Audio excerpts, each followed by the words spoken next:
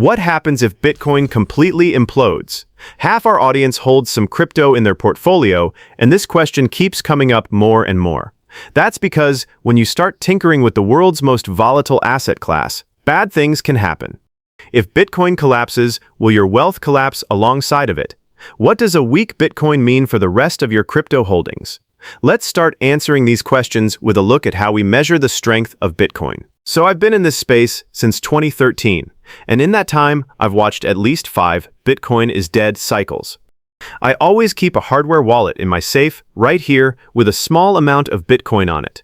Not because I'm expecting to get rich overnight, but because that's my insurance policy against the monetary system doing something stupid. Now the amount of any altcoin I can buy with that Bitcoin varies based on market cycles. So for example, back in 2017, when I couldn't find a reliable exchange during the mania, I traded 1 Bitcoin for about 15 Ethereum. You can see the ratio right here. That's about $15,000 worth at the time. I received slightly less because the seller wanted a premium for the liquidity. Then going forward, I just watched the BTC/ETH ratio, and it became second nature to think in terms of Bitcoin dominance rather than dollar value. This becomes critical when you've been through enough cycles to start thinking in different denominators. So when we want to measure the strength of Bitcoin, what we need is a basket of metrics, not just dollar price, Bitcoin dominance, hash rate, the Mayer multiple. Bitcoin dominance right now is around 60% of total crypto market cap, but that doesn't tell the whole story. Ethereum, Solana, meme coins, they're eating market share.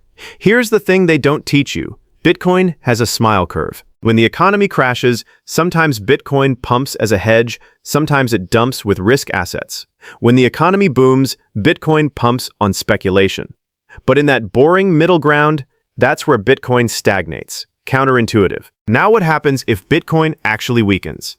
First, altcoin carnage. Your Ethereum, your Solana, your DeFi tokens, they don't just fall, they bleed against Bitcoin. Miners capitulate. Hash rate drops, difficulty adjusts. Unprofitable miners dump their reserves, pushing price lower. Institutional flows dry up. Those ETF inflows everyone's cheering, they reverse. And if you're a nation state like El Salvador, with Bitcoin on your balance sheet, that's a sovereign problem.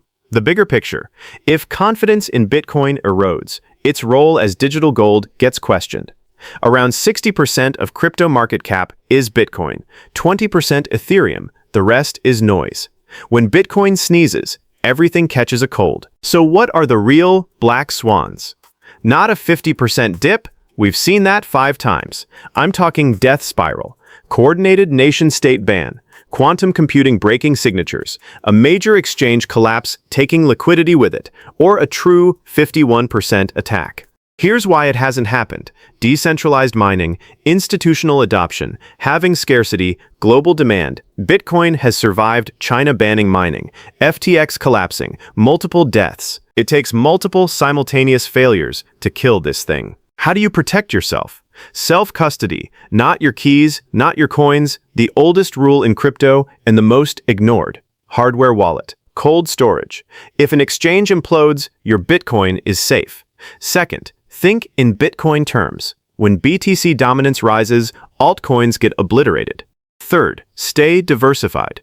Bitcoin is not your entire portfolio. It's one pillar, cash, equities, real estate, gold. They all have a role.